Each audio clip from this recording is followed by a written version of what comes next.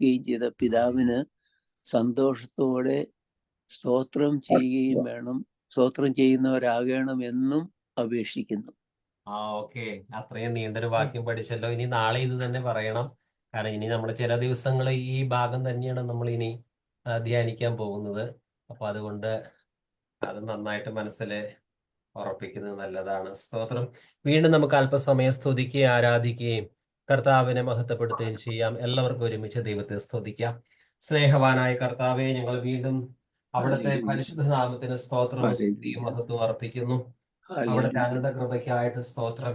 ഞങ്ങളുടെ ആത്മാവിന്റെ ഭക്ഷണം അങ്ങ് തരുന്നു, ശരീരത്തിന് നിലനിൽപ്പിന് വേണ്ട ഭൗതികാഹാരം അങ്ങ് തരുന്നു, എല്ലാം ഞങ്ങൾക്ക് ദാനമായി തരുന്ന സ്തോത്രം. മനമേ യഹോവയെ വാഴ്ത്തുക, അവിടുത്തെ ഉപകാരങ്ങളൊന്നും മറക്കരുത്.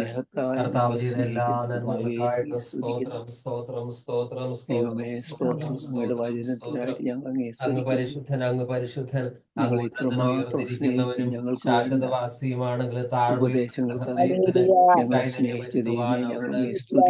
കൂടെ വസിക്കുന്ന കർത്താവിന് സ്തോത്രം ചെയ്യുന്നു. നിങ്ങളെ വിളിച്ചവന് പരിശുദ്ധനായിരിക്കുകയാൽ കർത്താവിന് സ്തോത്രം. ഞങ്ങൾ ഞങ്ങളുടെ പുസ്തകത്തിൽ എഴുതിയ ലോകസ്ഥാപനത്തിന് മുമ്പേ അങ്ങ് ഞങ്ങളെ വിളിച്ചു വേർതിരിച്ചു. അങ്ങയുടെ സന്നിധിയിൽ വിടുതലും അങ്ങയുടെ സന്നിധിയിൽ പാപക്ഷമയും ഒക്കെ ഉണ്ടല്ലോ. പുത്രന്റെ രാജ്യത്തിലേക്ക് ഞങ്ങളെ ചേർത്ത സ്തോത്രം. അജ്ഞതയുടെ തടവറയിൽ നിന്ന് അനുസരണം കെട്ട കുഞ്ഞുങ്ങളെയും സ്നേഹിക്കുന്നുവല്ലോ. ഞങ്ങളെ ആക്കി വെച്ചിരിക്കുന്നത് ഞങ്ങൾക്ക് ധാരമായി അനുസരണക്കേട് നടക്കുന്നവരെ അങ്ങിലേക്ക് ആകർഷിക്കുവാനാണ്. ദാനമായിട്ട് തന്നു. ഇത്ര വലിയ സ്നേഹത്തിനായിട്ട് എല്ലാ മഹത്വവും സ്തുതിയും ഇത്ര വലിയ കർത്താവ് ഈ പദവിക്കായി ആകാശഭൂമി സൃഷ്ടിച്ച് പരിപാലിക്കുന്ന സർവശക്തനായ സർവശക്തനായ ദൈവത്തിന്റെ സ്തോത്രം. മഹാപുരോഹിതനെ ദൈവത്തിന് ദൈവസന്നിധിയിൽ ഞങ്ങൾക്ക് വേണ്ടി കർത്താവിന് സ്തോത്രം. ആകാശഭൂമി സൃഷ്ടിച്ച് പരിപാലിക്കുന്ന കർത്താവിന് പ്രാണനാഥനെ സ്തുതിക്കുന്നു.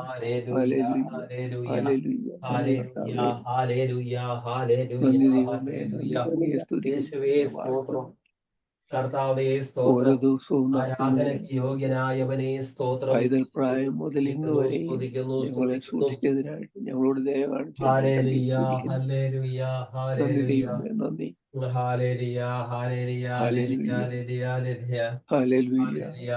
ഞങ്ങളുടെ നല്ല ഇടയനായി ഞങ്ങളെ പച്ചയായ പുൽപ്പുറങ്ങളിലും സ്വച്ഛമായ ജലത്തിലേക്കും ഒക്കെ നടത്തി അങ്ങയുടെ നാമം നീതിയുടെ പാതയിൽ നിർത്തുന്നതോട് ഞങ്ങൾ അങ്ങേ സ്തുതിക്കുന്നു.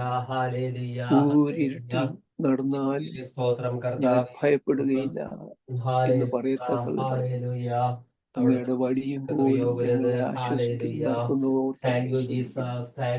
ശത്രുവിന്റെ മുമ്പാകെ മേശയൊരുക്കി അങ്ങയുടെ പരിശുദ്ധാത്മ തൈലം ഞങ്ങളുടെ തലമേൽ ഒഴിച്ച് സുബോധം തന്ന് നടത്തുന്നത് ഓർത്ത് ഞങ്ങൾ സ്തുതിക്കുന്നു.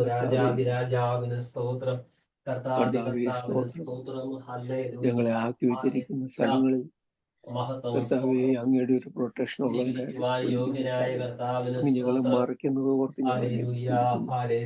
അങ്ങ് ഞങ്ങളെ ആശ്വസിപ്പിക്കുന്നത് ഓർത്ത് അങ്ങ് ഞങ്ങളുടെ സങ്കേതവും ഞങ്ങളുടെ കോട്ടയും ഞങ്ങളുടെ രക്ഷകനും ഞങ്ങളുടെ കർത്താവും ഞങ്ങളുടെ ആലംബവും ഞങ്ങളുടെ എല്ലാം ആകയാൽ അങ്ങേ സ്തുതിക്കുന്നു. ഞങ്ങളെ പാലിക്കുന്നതോ മറിക്കുന്നതോ ഞങ്ങളെ ആശ്വസിപ്പിക്കുന്നതോ ഞങ്ങളുടെ ആശ്രയമായി ഞങ്ങളുടെ ഉറപ്പുള്ള പാറയാകാൻ ഞങ്ങളുടെ ബലമുള്ള ഗോപുരമാകാൻ ഞങ്ങളെ സ്തുതിക്കുന്നു. പരിശുദ്ധാത്മാവ് ഞങ്ങളെ വഴി നടത്തുന്ന അങ്ങയുടെ വചനം അതിലൂടെ അങ്ങ് ഞങ്ങളോട് സംസാരിക്കുന്നതിനായിട്ട് അങ്ങേക്ക് നന്ദി പറയുന്നു. സ്തോത്രം. ദാന നിമിത്തം ദൈവത്തിന് സ്തോത്രം. പറഞ്ഞു ദാന നിമിത്തം ദൈവത്തിന് സ്തോത്രം. എല്ലാം കർത്താവിലേക്ക് ആകർഷിക്കാൻ ഞങ്ങൾക്ക് വരം തരുന്നു. നന്ദി. അങ്ങയെ നോക്കി ജീവിക്കാൻ അങ്ങയെ മാതൃകയാക്കി ഹല്ലേലൂയ, ഹല്ലേലൂയ. അങ്ങനെ ആത്മാവിനാൽ നിറയ്ക്കണം. ചലിക്കുന്ന എല്ലാ പ്രാണികളും ഇന്ന് ചലനമുണ്ടാക്കി ജീവൻ പ്രാപിപ്പാൻ. ചലിക്കുന്ന എല്ലാ പ്രാണികളും ഇന്ന് ചലനമുണ്ടാക്കി ജീവൻ പ്രാപിപ്പാൻ. ചൈതന്യം നൽകേണം, നവജീവൻ വേണം, നിത്യതയിലെത്തി ആശ്വസിക്കാൻ. ചൈതന്യം നൽകേണം, നവജീവൻ വേണം, നിത്യതയിലെത്തി ആശ്വസിക്കാൻ. പെന്തക്കോസ്തു നാളിൽ മഴ പെയ്യിച്ച പരമപിതാവേ പിന്മഴ നൽകേണം, മാലിന്യം മാറേണം, ജനമുണർന്നു വേല ചെയ്യുവാൻ. ചലിക്കുന്ന എല്ലാ പ്രാണികളും ഇന്ന് ചലനമുണ്ടാക്കി ജീവൻ പ്രാപിപ്പാൻ. ചലിക്കുന്ന എല്ലാ പ്രാണികളും ചലനമുണ്ടാക്കി ജീവൻ പ്രാപിപ്പാൻ. ചൈതന്യം നൽകേണം, നവജീവൻ വേണം, നിത്യതയിൽ ആശ്വസിച്ചിടാൻ. ചൈതന്യം നൽകേണം, നവജീവൻ വേണം, നിത്യതയിലെത്തി ആശ്വസിച്ചിടാൻ. പെന്തക്കോസ്തു നാളിൽ മഴ പെയ്യിച്ച പരമപിതാവേ മഴ നൽകാൻ. സൈന്യത്താലുമല്ല ശക്തിയാലുമല്ല ദൈവത്തിന്റെ ആത്മാശക്തിയാലത്രേ. സൈന്യത്താലുമല്ല ശക്തിയാലുമല്ല ദൈവത്തിന്റെ ആത്മാശക്തിയാലത്രേ. ആർത്തുപാടി സ്തുതിക്കാം, ഹല്ലേലൂയ പാടാം, ആണിക്കല്ലു കയറ്റാം, ദൈവസഭ പണിയാം. ആർത്തുപാടി സ്തുതിക്കാം, ഹല്ലേലൂയ പാടാം, ആണിക്കല്ലു കയറ്റാം, ദൈവസഭ പണിയാം. പെന്തക്കോസ്തു നാളിൽ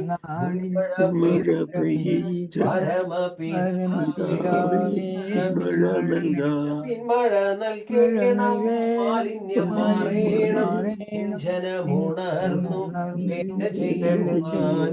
പിന്മഴ നൽകേണം, മാലിന്യം നൽകി മാറണം, ജനമുണർന്നു വേല ചെയ്യുവാൻ. ആഹാഹാ ലേലുയ, ആഹാഹാ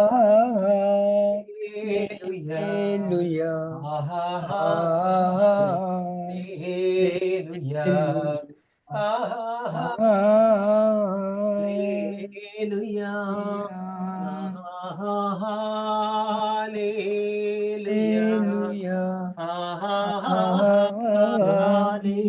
ലേലുയ, ആഹാഹാ ലേലുയ, ഹല്ലേലൂയ. നിൻ മഹാകൃപയ്ക്കായി ഞാൻ സ്തുതിച്ചിടുമെന്നും. നിൻ മഹാകൃപയ്ക്കായി അങ്ങേ ഞാൻ സ്തുതിച്ചിടുമെന്നും. അന്നവസ്ത്രാദി നന്മകളെ എണ്ണമില്ലാതന്മേൽ ചൊരിഞ്ഞു. തിന്മകൾ സർവത്തിൽ നിന്നെ കൺമണി പോലെ കാക്കുന്നു നീ. നിൻ മഹാകൃപയ്ക്കായി അങ്ങേ ഞാൻ സ്തുതിച്ചിടുമെന്നും. നിൻ മഹാകൃപയ്ക്കായി അങ്ങേ ഞാൻ സ്തുതിച്ചിടുമെന്നും. ദൈവപിതാവേ എന്നുടെ താതൻ നീ, ദൂതന്മാരാ പകൽ വാഴ്ത്തിയിടുന്നു. തിരുമുന്നിലിന്നേരം എന്നുമെന്നും നീ ആരാധ്യനാം, നന്ദിയാൽ തിരുമുന്നിലിന്നേരം എന്നുമെന്നും നീ ആരാധ്യ. പരിശുദ്ധൻ എന്നും സ്തുത്യൻ. ദൈവമേ നീ മാത്രം യോഗ്യനാം. ആരാധനയും സ്തുതി ബഹുമാനവും സ്വീകരിപ്പാനും അങ്ങ് യോഗ്യനാം. ആരാധനയും സ്തുതി ബഹുമാനവും സ്വീകരിപ്പാനെന്നും നീ യോഗ്യനാം. യേശുവേ നാഥ കർത്തനാം രക്ഷകൻ, ദൂതന്മാർ പകൽ വാഴ്ത്തിയിടുന്നു. നന്ദിയാൽ വണങ്ങും നേരം എന്നുമെന്നും. ആരാധ്യനാ നന്ദിയാൽ വണങ്ങും തിരുമുന്നിലിന്നേരം എന്നുമെന്നും. നീ ആരാധ്യനാം, നീ പരിശുദ്ധൻ, നീ എന്നും സ്തുത്യൻ. ദൈവമേ നീ മാത്രം യോഗ്യനാം. ആരാധനയും സ്തുതി ബഹുമാനവും സ്വീകരിപ്പാനെന്നും നീ യോഗ്യനാം. ആരാധനയും സ്തുതി ബഹുമാനവും സ്വീകരിപ്പാനെന്നും നീ യോഗ്യനാം. പാവനാത്മാവേ ആശ്വാസപ്രദൻ നീ, ദൂതന്മാർ പകൽ വാഴ്ത്തിയിടുന്നു. നന്ദിയാൽ വണങ്ങും തിരുമുന്നിലിന്നേരം എന്നുമെന്നും. ആരാധനാം നന്ദിയാൽ വണങ്ങും തിരുമുന്നിലിന്നേരം എന്നുമെന്നും. നീ ആരാധ്യനാം, നീ പരിശുദ്ധൻ, നീ എന്നും സ്തുത്യൻ. ദൈവമേ നീ മാത്രം യോഗ്യനാം. ആരാധനയും സ്തുതി ബഹുമാനവും സ്വീകരിപ്പാനെന്നും നീ യോഗ്യനാം. ആരാധനയും സ്തുതി ബഹുമാനവും സ്വീകരിപ്പാനെന്നും നീ യോഗ്യനാം. ആഹാ ലേലുയാ, ആഹാ ലേലുയാ, ആഹാ ലേലുയാ, ആഹാ ലേലുയാ, ആഹാ ലേലുയാ, ആഹാ ലേലുയാ, ആഹാ ലേലുയാ, ആഹാ ലേലുയാ. നിൻ മഹാകൃപയ്ക്കായി അങ്ങേ ഞാൻ സ്തുതിച്ചിടുമെന്നും. നിൻ മഹാകൃപയ്ക്കായി അങ്ങേ ഞാൻ സ്തുതിച്ചിടുമെന്നും.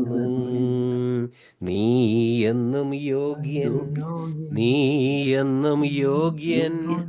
ദൈവത്തിൻ കുഞ്ഞാടേ നീ യോഗ്യനാം.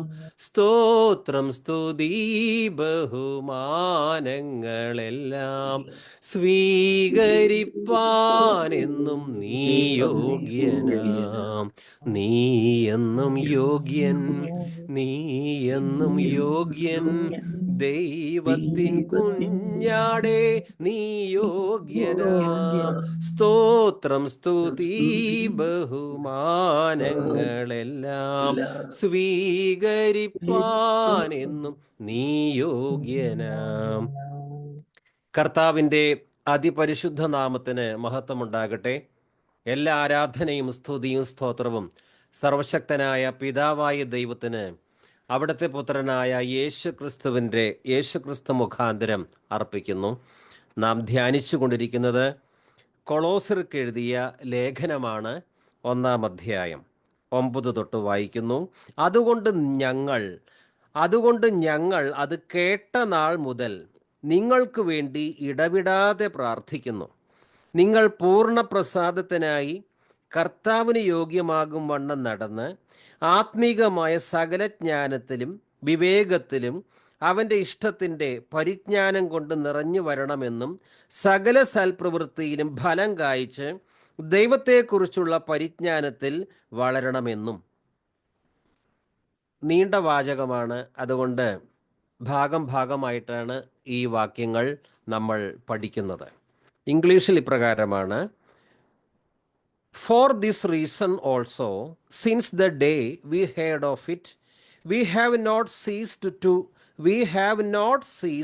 to pray for you and to ask that you may be filled with the knowledge of His will in all spiritual wisdom and understanding. 10-ാം വാക്യത്തിൽ, so that you will walk in a manner worthy of the Lord, to please Him in all respects, bearing fruit in every good work. 10-ാം വാക്യം മറ്റൊരു മലയാള പരിഭാഷയിൽ ഇങ്ങനെയാണ്: കർത്താവിന് യോജിച്ചതും അവിടത്തേക്ക് തികച്ചും പ്രീതിജനകവുമായ ജീവിതം നയിക്കാൻ നിങ്ങൾക്ക് ഇടയാകട്ടെ. അതുവഴി നിങ്ങളുടെ എല്ലാ നല്ല പ്രവൃത്തികളും ഫലദായകമാവുകയും ദൈവത്തെക്കുറിച്ചുള്ള ജ്ഞാനത്തിൽ നിങ്ങൾ അഭിവൃദ്ധിപ്പെടുകയും ചെയ്യും. ഈ വാക്യത്തിൽ 10-ാം വാക്യത്തിൽ പറയുന്നത് കർത്താവിന് യോഗ്യമായ രീതിയിൽ ജീവിക്കണം.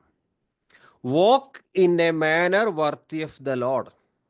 രണ്ടാമതായി, കർത്താവിന് പ്രീതിജനകവുമായ ജീവിതം നയിക്കാൻ, to please him in all respects. എല്ലാ രീതിയിലും കർത്താവിനെ പ്രസാദിപ്പിക്കണം. അടുത്തതായി പറയുന്നത് നിങ്ങളുടെ എല്ലാ നല്ല പ്രവൃത്തികളും ഫലദായകമാവുകയും, bearing fruit in every good work. സത്യവേദ പുസ്തകത്തിൽ സകല സൽപ്രവൃത്തിയിലും ഫലം കായ്ച്ച്, അതായത് ദൈവത്തിന് പൂർണ്ണ പ്രസാദമാകും വണ്ണം ഇവർ നടക്കണം. കർത്താവിന് യോഗ്യമായ രീതിയിൽ മാത്രം ജീവിക്കണം. സദ്ഫലങ്ങൾ പുറപ്പെടുവിക്കണം. തൊട്ടു മുമ്പ് പറഞ്ഞിരിക്കുന്നത് ഇവർ ദൈവിക പരിജ്ഞാനത്തിൽ നിറഞ്ഞവരാകണം. ദൈവിക പരിജ്ഞാനം കൊണ്ട് ഇവർ നിറയണം. എന്തിനു വേണ്ടിയാണ്? ഈ ദൈവിക പരിജ്ഞാനം കിട്ടിയിട്ടുണ്ടെങ്കിൽ നാം അത് പ്രായോഗിക ജീവിതത്തിൽ അപ്ലൈ ചെയ്യണം. ദൈവിക പരിജ്ഞാനം കൊണ്ട് നിറയുവാൻ പറഞ്ഞതിന് ശേഷം പിന്നീട് പൗലോസ് പറയുന്നത് കർത്താവിന് യോഗ്യമാവണ്ണം ജീവിക്കണം, സദ്ഫലങ്ങൾ പുറപ്പെടുവിക്കണം, കർത്താവിന് പൂർണ്ണ പ്രസാദമാകും വണ്ണം ജീവിക്കണം. എങ്ങനെയാണ് നമുക്ക് ദൈവിക പരിജ്ഞാനം കിട്ടുന്നത്? അത് വചനധ്യാനത്തിലൂടെയാണ്.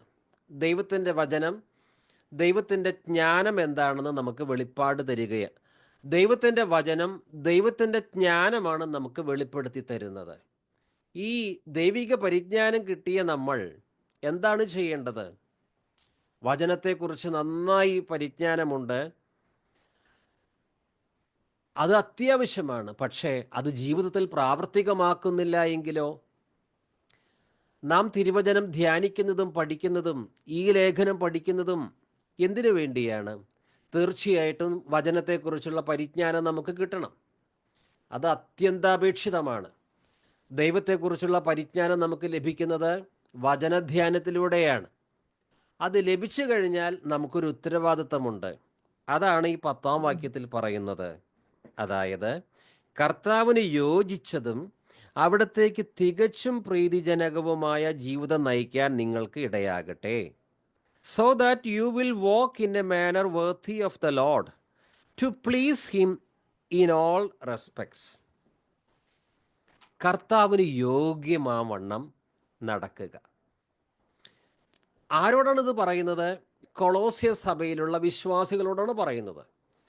പണ്ട് ഇവർ രക്ഷിക്കപ്പെട്ടവരായിരുന്നില്ല, കർത്താവിന് പ്രസാദകരമായ രീതിയിൽ ജീവിച്ചവരല്ല, കർത്താവിന് യോഗ്യമാവണ്ണം ജീവിച്ചവരല്ല. പണ്ട് ഇവരുടെ ജീവിതം എങ്ങനെയായിരുന്നു എന്ന് ഈ ലേഖനത്തിൽ തന്നെ പറഞ്ഞിട്ടുണ്ട്.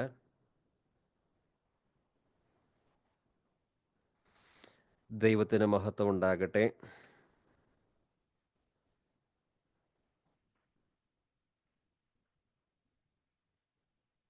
കൊളോസ്യർക്ക് എഴുതിയ ലേഖനം 2 കൊളോസ്യ ലേഖനം 3 അധ്യായം 5-6 വരെ. അതുകൊണ്ട് നിങ്ങളിൽ ഭൗമികമായിട്ടുള്ളതെല്ലാം, അസന്മാർഗികത, അശുദ്ധി, മനക്ഷോഭം, ദുർവിചാരങ്ങൾ, വിഗ്രഹാരാധന തന്നെയായ ദ്രവ്യാസക്തി, ഇവയെല്ലാം നശിപ്പിക്കുവിൻ. ഇവ നിമിത്തം ദൈവത്തിൻ്റെ ക്രോധം വന്നു ചേരുന്നു. പണ്ട് ഈ രീതിയിൽ ദൈവത്തെക്കുറിച്ച് പരിജ്ഞാനമില്ലാത്ത ആ കാലഘട്ടത്തിൽ സ്വന്തം വഴിക്ക്, നാശത്തിൻ്റെ വഴിക്ക് തിരിഞ്ഞവരാണ്. അവരാണ് സുവിശേഷം കേട്ടത്, അവർ രക്ഷിക്കപ്പെട്ടു. ഇനി ഇവർക്ക് വലിയൊരു ഉത്തരവാദിത്വമുണ്ട്. ഇവർക്ക് സത്യദൈവത്തെക്കുറിച്ചുള്ള പരിജ്ഞാനം ലഭിച്ചിരിക്കുന്നു. ഇനി ഇവർ കർത്താവിന് യോഗ്യമാവണ്ണം മാത്രം ജീവിക്കണം. പഴയ നിയമത്തിൽ ഹെസക്കിയ രാജാവ് ദൈവത്തോട് പറയുന്നൊരു കാര്യമുണ്ട്. അത് വായിക്കുന്നു. 2 രാജാക്കന്മാർ 20 അധ്യായം 2-3 വരെ. ഹെസക്കിയ ചുവരിലേക്ക് മുഖം തിരിച്ച് കർത്താവിനോട് പ്രാർത്ഥിച്ചു. കർത്താവേ, ഞാൻ എത്ര വിശ്വസ്തമായും ആത്മാർത്ഥമായുമാണ് അങ്ങയുടെ മുൻപിൽ നന്മ പ്രവർത്തിച്ചത് എന്ന് ഓർക്കണമേ. പിന്നെ അവൻ ദുഃഖത്തോടെ കരഞ്ഞു. ദൈവത്തിന് മുമ്പാകെ ദൈവത്തിന് യോഗ്യമായ രീതിയിൽ നടക്കുക, അക്കാര്യമാണ് നമ്മൾ ചിന്തിക്കുന്നത്. ഹെസക്കിയ ദൈവത്തോട് പറയുകയാണ്, ഞാൻ എങ്ങനെയാണ് അങ്ങയുടെ മുമ്പാകെ നടന്നത് അങ്ങേക്കറിയാമല്ലോ. ഒരു വിശ്വാസി അപ്രകാരമാണ് നടക്കുന്നത്. കർത്താവിന് യോഗ്യമായ രീതിയിലാണോ നടക്കുന്നത്? കർത്താവിനറിയാം. നമ്മുടെ ഏക ലക്ഷ്യം കർത്താവിനെ പൂർണ്ണമായും പ്രസാദിപ്പിക്കുക, അതാണോ അതോ മനുഷ്യനെ പ്രസാദിപ്പിക്കുകയാണോ? അപ്പസ്തോലനായ പൗലോസ് പറയുന്നത്, കർത്താവിന് യോഗ്യമായ രീതിയിൽ നടക്കണം. കർത്താവിന് യോഗ്യമായ രീതിയിൽ നടക്കണം.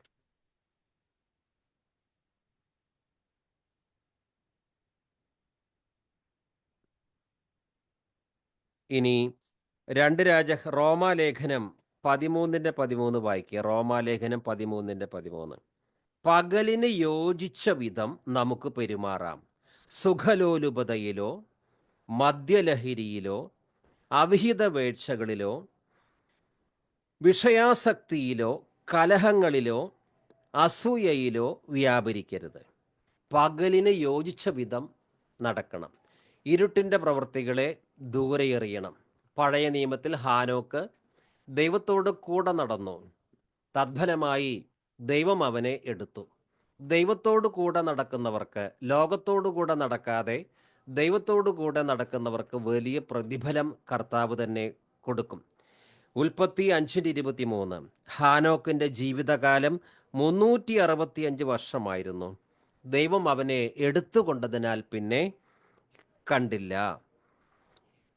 അപ്പസ്തോലനായ പൗലോസ് അദ്ദേഹം സുവിശേഷം പറഞ്ഞു, ധാരാളം പേർ രക്ഷിക്കപ്പെട്ടു, സഭകൾ സ്ഥാപിച്ചു. അതോടുകൂടി കഴിഞ്ഞില്ല. ഇവർ സ്നാനപ്പെട്ടവരാണ്. ഇനി ഇവർ കർത്താവിന് യോഗ്യമാവണ്ണം നടക്കണം. തിരുവചനം നമ്മോട് പറയുന്നത്, ഈ ലോകത്തിന് അനുരൂപരാകരുത്. ലോകം ദൈവമക്കൾക്ക് യോഗ്യമല്ല. ലോകത്തോട് അനുരൂപമായി ജീവിക്കുന്ന ഒരു വ്യക്തിക്ക് കർത്താവിൻ്റെ കൂടെ നടക്കാൻ പറ്റില്ല. എഫേസ്യർക്ക് എഴുതിയ ലേഖനം എഫേസ്യർ 4:1. കർത്താവിന് വേണ്ടി തടവുകാരനായി തീർന്നിരിക്കുന്ന ഞാൻ നിങ്ങളോട് അപേക്ഷിക്കുന്നു, നിങ്ങൾക്ക് ലഭിച്ച വിളിക്ക് യോഗ്യമായ ജീവിതം നയിക്കുവിൻ. ഞാൻ രക്ഷിക്കപ്പെട്ടു എന്ന് അവകാശപ്പെടുന്നു, ലോകജാതികളെപ്പോലെയാണ് ജീവിക്കുന്നതെങ്കിലോ ദൈവനാമം ദുഷിക്കപ്പെടും. രക്ഷിക്കപ്പെട്ടവർ ഈ ലോകത്തോട് അനുരൂപമാകാതെ അവരെ വിളിച്ച കർത്താവ് പരിശുദ്ധനായിരിക്കുകയാൽ എല്ലാ നടപ്പിലും വിശുദ്ധരായിരിക്കണം. അതാണ് പത്രോസ് 1 ലേഖനത്തിൽ പറഞ്ഞിരിക്കുന്നത്. എഫേസ്യർക്ക് എഴുതിയ ലേഖനം 4:1 പൗലോസ് പറയുന്നത്, കർത്താവിന് വേണ്ടി തടവുകാരനായി തീർന്നിരിക്കുന്ന ഞാൻ നിങ്ങളോട് അപേക്ഷിക്കുന്നു, നിങ്ങൾക്ക് ലഭിച്ച വിളിക്ക് യോഗ്യമായ ജീവിതം നയിക്കുവിൻ. നാം ധ്യാനിക്കുന്നത് കൊളോസ്യർക്ക് എഴുതിയ ലേഖനം 1:10. കർത്താവിന് യോജിച്ചതും അവിടത്തേക്ക് തികച്ചും പ്രീതിജനകവുമായ ജീവിതം നയിക്കാൻ നിങ്ങൾക്ക് ഇടയാകട്ടെ. എങ്ങനെയാണ് ഒരു വിശ്വാസി ജീവിക്കേണ്ടത്? കർത്താവിന് യോജിച്ച രീതിയിൽ. ഈ കർത്താവിന് യോജിച്ച രീതിയിലുള്ള ജീവിതം എന്ന് പറഞ്ഞാൽ എന്താണ്? നമ്മുടെ കർത്താവ് ഈ ഭൂമിയിൽ ഏകദേശം 33 വർഷം മനുഷ്യനായി ജീവിച്ചു. കർത്താവിനെ അനുഗമിക്കുന്ന ഒരുവൻ ക്രിസ്തുവിൻ്റെ ജീവിതം മാതൃകയാക്കണം. നിങ്ങൾക്ക് ഞാനൊരു മാതൃക തന്നിരിക്കുന്നു. ആരെങ്കിലും എന്നെ അനുഗമിക്കുവാൻ ആഗ്രഹിക്കുകയാണെങ്കിൽ, അപ്പസ്തോലനായ പത്രോസ് പറയുന്നത് 1 പത്രോസ് 2:20 തൊട്ട്, തെറ്റ് ചെയ്തിട്ട് അടിക്കപ്പെടുമ്പോൾ ക്ഷമയോടെ സഹിച്ചാൽ നിങ്ങൾക്ക് എന്ത് മഹത്വമാണുള്ളത്?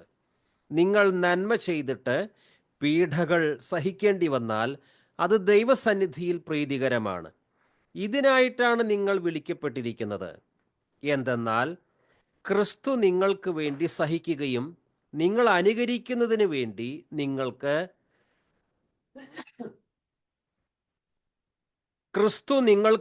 സഹിക്കുകയും നിങ്ങൾ അനുകരിക്കുന്നതിന് വേണ്ടി നിങ്ങൾക്ക് മാതൃക നൽകുകയും ചെയ്തിരിക്കുന്നു.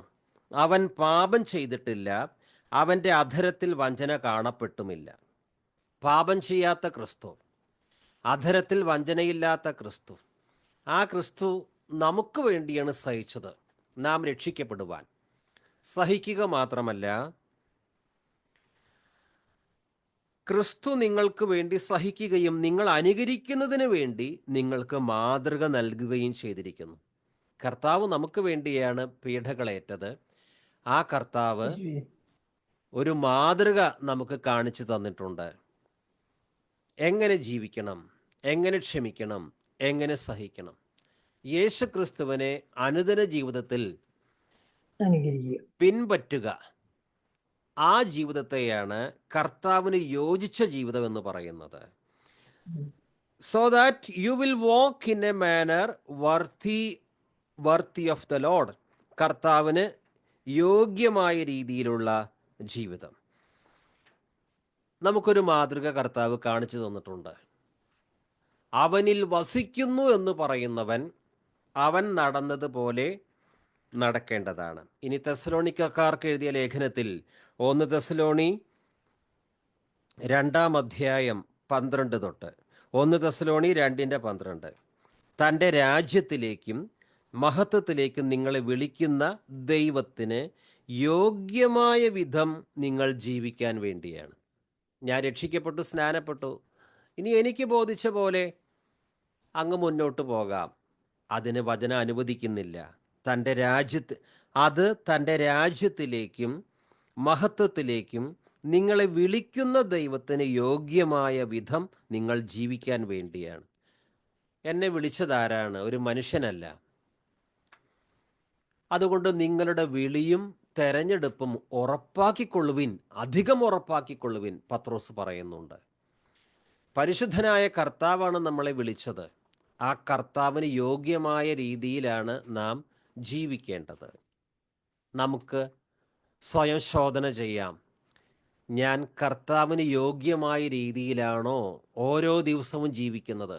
എൻ്റെ കുടുംബജീവിതം, സാമ്പത്തിക കാര്യങ്ങൾ, ചിന്ത, നോട്ടം, സകലവും കർത്താവിന് യോജിച്ച രീതിയിലാണോ ഞാൻ ജീവിക്കുന്നത്? മാത്രമല്ല, കർത്താവിന് പൂർണ്ണ പ്രസാദമാകത്തക്ക രീതിയിലാണ് എൻ്റെ ജീവിതം. കർത്താവിനെ പൂർണ്ണമായി പ്രസാദിപ്പിക്കുക, അതാണോ എൻ്റെ ജീവിതത്തിൻ്റെ ലക്ഷ്യം? നാം ധ്യാനിക്കുന്ന വാക്യം വീണ്ടും വായിക്കുന്നു. കൊളോസ്യർ 1:10.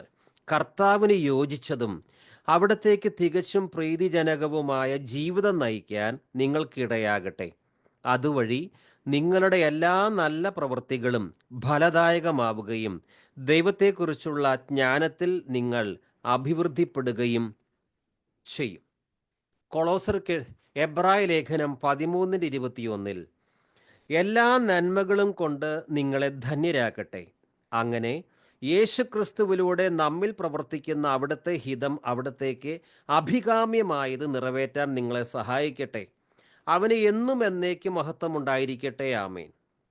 അവിടുത്തെ ഹിതം അവിടത്തേക്ക് അഭികാമ്യമായത് നിറവേറ്റാൻ നിങ്ങളെ സഹായിക്കട്ടെ. കർത്താവിന് അഭികാമ്യമായത് നിറവേറ്റാൻ നിങ്ങളെ സഹായിക്കട്ടെ. നമുക്ക് ബോധിച്ചതുപോലെ ജീവിക്കുവാൻ അനുവാദമില്ല. പലരും പറയും, പഴയ നിയമത്തിൽ സങ്കീർത്തനത്തിൽ എഴുതിയിട്ടുണ്ടല്ലോ, നിന്റെ ഹൃദയത്തിലെ ആഗ്രഹങ്ങളൊക്കെ ദൈവം നിനക്ക് തരട്ടെ.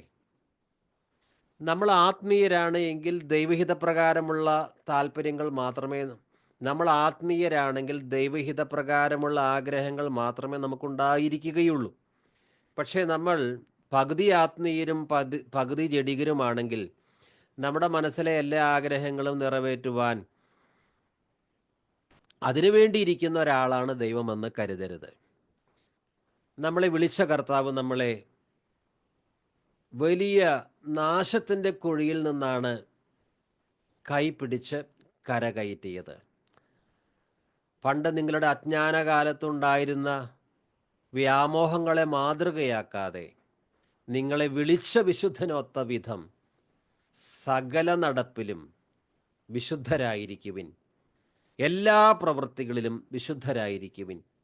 വിശുദ്ധി കൂടാതെ ആരും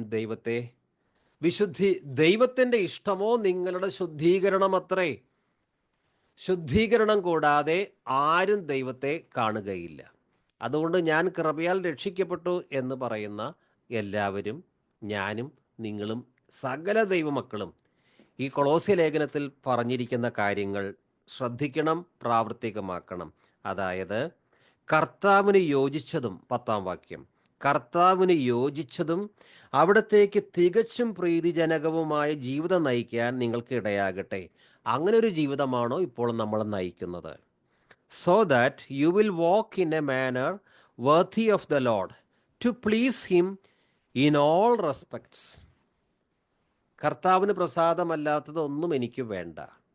കർത്താവിന് യോഗ്യമല്ലാത്ത ഒരു കാര്യത്തിൽ ഞാൻ ഇടപെടുകയില്ല. ദൈവത്തിന് സ്തോത്രം.